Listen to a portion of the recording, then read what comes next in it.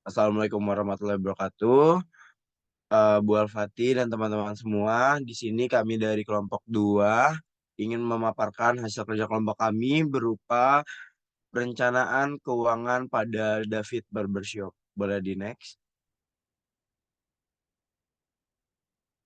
Sebelumnya perkenalkan teman-teman, itu dosen kami yaitu Ibu Alfati dan perkenalkan kami juga, saya Syarinda Ariananta dengan NIM 142 dan ada Bonar Prakoso dengan NIM 169, Satrio Adi Wibowo dengan NIM 190, Aulia Khairunisa dengan NIM 194 dan Dava Said dengan NIM 195.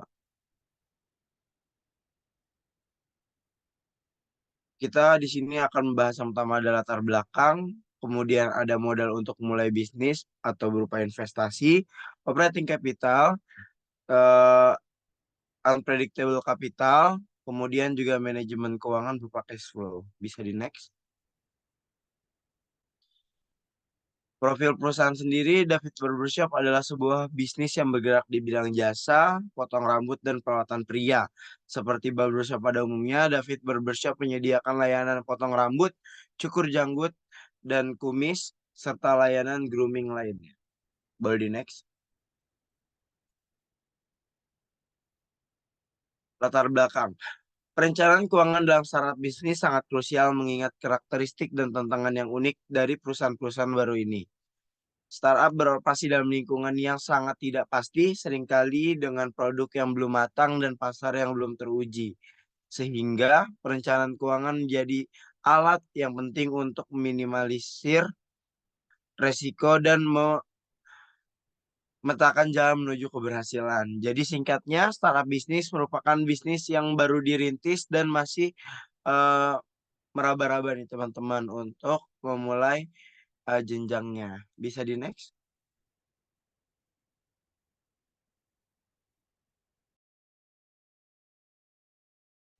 Oke, seperti yang kita ketahui, untuk startup ini kan diperlukan modal, dan modal di sini perannya sangat penting untuk memulai sebuah perusahaan. Nah, salah satu cara untuk mencari modal dalam eh, memulai bisnis itu bisa jadi yang pertama dari dana pribadi. Misalkan kita sudah menabung atau kita sudah berbisnis sebelumnya, dan untuk memulai bisnis baru kita bisa menggunakan dana pribadi. Yang kedua, kita bisa mencari investor retail. Investor retail ini adalah perusahaan, organisasi maupun perorangan yang ingin berinvestasi di perusahaan kita. Yang ketiga ada hibah. Hibah ini bisa dari pemerintah, dari organisasi, dan kelompok lainnya yang ingin memberikan kita sejumlah uang atau barang yang tidak perlu kita kembalikan nilainya. Yang keempat, di sini ada pinjaman. Pinjaman ini bisa dari bank dan juga bisa dari perorangan juga. Kalau misalkan uh, memungkinkan. Nah, kemudian menurut kami yang perlu dipertimbangkan mengenai pemilihan modal dari investasi itu, yang pertama ada tahap perkembangan startup. Karena di setiap tahap perkembangan startup itu kebutuhan dari perusahaan berbeda-beda. Ya, misalkan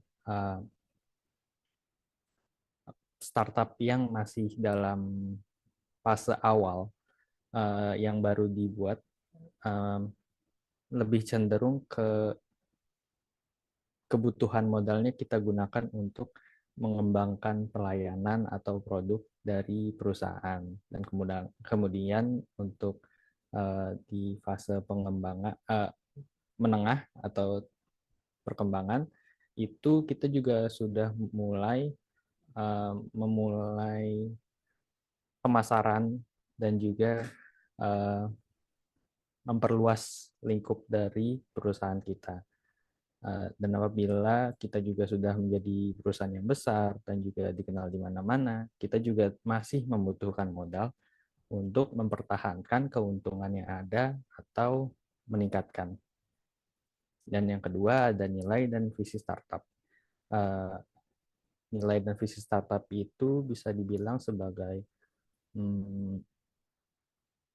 sebuah perusahaan startup memiliki visi atau dan misi yang harus sama dengan sang investor.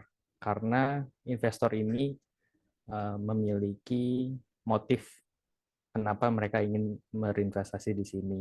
Jadi kenapa apabila visi dari investor tersebut dan juga dari perusahaan sama, maka perusahaan yang akan dijalankan bisa berjalan di jalan yang sama. Kemudian yang ketiga ada syarat dan ketentuan investasi.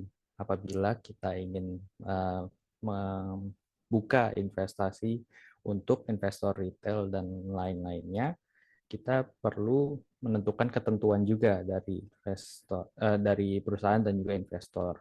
Kita harus melihat apakah investasi ini menguntungkan bagi kedua belah pihak atau tidak.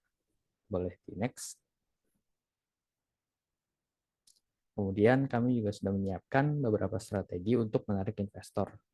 Karena investor ini sangat memilih-milih untuk mencari perusahaan mana yang ingin diinvestasikan. Dan yang pertama, perusahaan bisa membangun tim yang kuat dan berpengalaman. Dan juga selain itu, kita juga bisa mengembangkan produk atau layanan inovatif dan memiliki pasar yang jelas. Kemudian, kita juga bisa menyusun rencana bisnis yang komprehensif dan realistis dulu.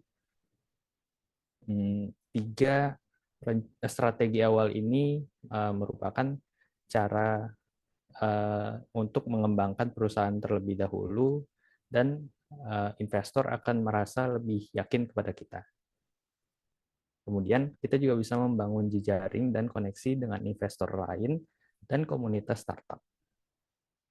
Selain itu, kita juga menampilkan performa keuangan yang positif dan menunjukkan pertumbuhan yang berkelanjutan. Hal ini sangat membantu apabila kita ingin meminjam dana dari bank atau perusahaan.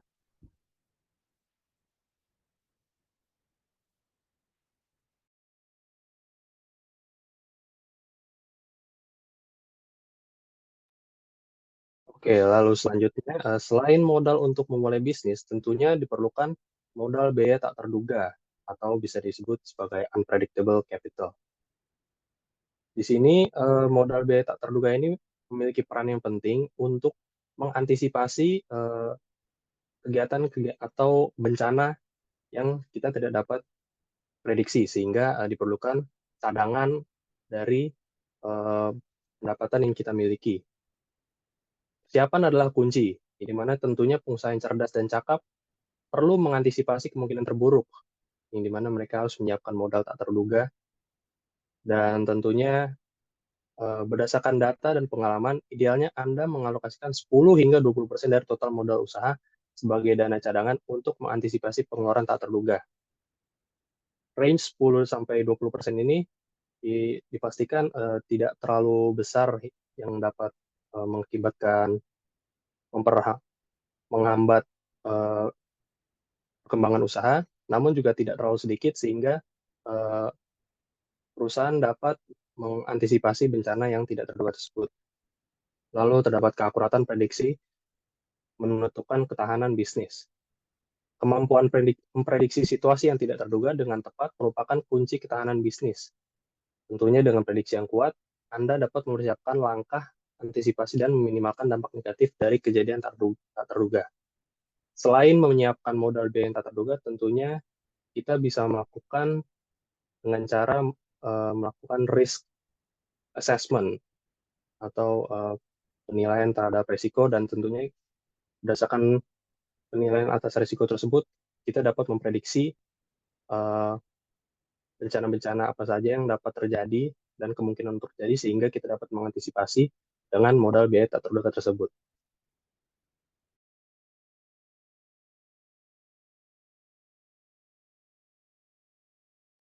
Selanjutnya adalah operating capital. Operating capital ini dibutuhkan untuk menjalankan bisnis dan mengoperasikan sebuah bisnis dari awal pembukaan usaha hingga bisnis itu bisa berjalan dengan baik, mengetahui upaya untuk mencapai tujuan. Operating capital adalah modal yang digunakan oleh perusahaan untuk menjalankan kegiatannya sehari-hari. Next slide. Operating capital development workshop.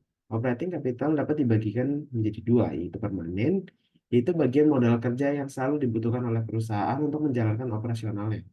Ini mencakup investasi minimum yang diperlukan untuk mempertahankan tingkat operasional tertentu. Selanjutnya ada variabel. Modal kerja bervariasi sesuai kebutuhan musiman atau fluktuasi operasional. Untuk modal permanen itu bisa seperti gaji karyawan yang konstan setiap bulannya.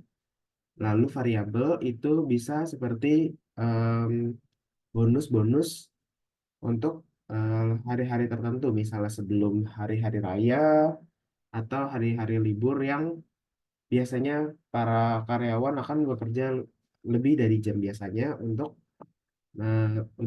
memaksimalkan profit.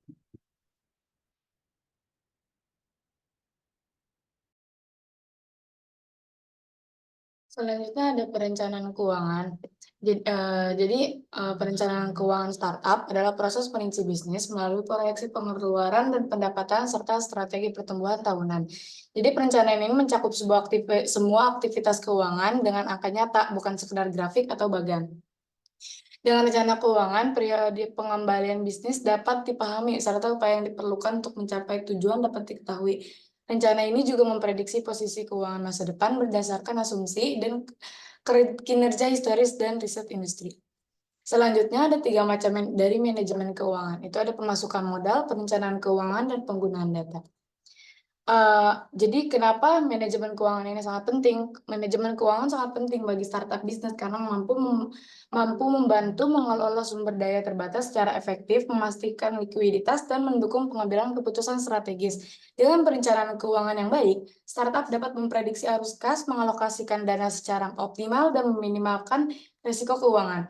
Manajemen keuangan juga membuat startup lebih menarik bagi investor dengan menunjukkan kemampuan untuk mengelola keuangan secara bijak dan transparan.